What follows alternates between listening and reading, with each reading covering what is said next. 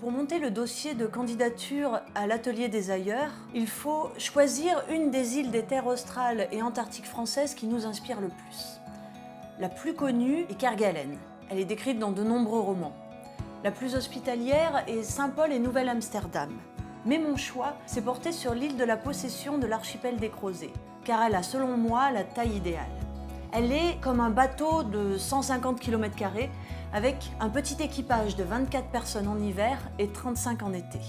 Et puis, il y a eu cette phrase dans le descriptif Wikipédia de l'île. En ce qui concerne la structure, on distingue un plateau sous-marin localisé sur le flanc est de la dorsale sud-ouest indienne au niveau des anomalies magnétiques 30 et 31. Alors là, je me suis dit, waouh, j'ai rien compris. Mais une île avec des anomalies magnétiques, ça me plaît. Je me suis renseignée sur les dorsales, ces sortes de grosses cicatrices des fonds marins qui font bouger les continents et créent les îles volcaniques. L'île est située près d'un point triple où 3 plaques se séparent. Le cœur de l'île, son origine, est à l'ouest au cap de l'Héroïne. Il y a eu au moins 5 phases éruptives depuis 54 millions d'années pour voir surgir l'île de l'eau il y a 9 millions d'années seulement. Elle est un stratovolcan qui n'a jamais appartenu à aucun des continents. Son isolement explique que l'on trouve des espèces animales et végétales que l'on ne trouve nulle part ailleurs. Si on observe une carte avec les couches, on voit bien le parcours des anciennes coulées de lave. La roche dont elle est constituée, l'épaisseur et l'âge de la croûte terrestre où elle repose lui donnent un magnétisme crustal. Mais le magnétisme principal est celui du noyau de la Terre qui fonctionne comme un aimant géant. Le nord et le sud de cet aimant ne sont pas exactement situés au nord et au sud géographique. Une boussole vous montre le nord magnétique.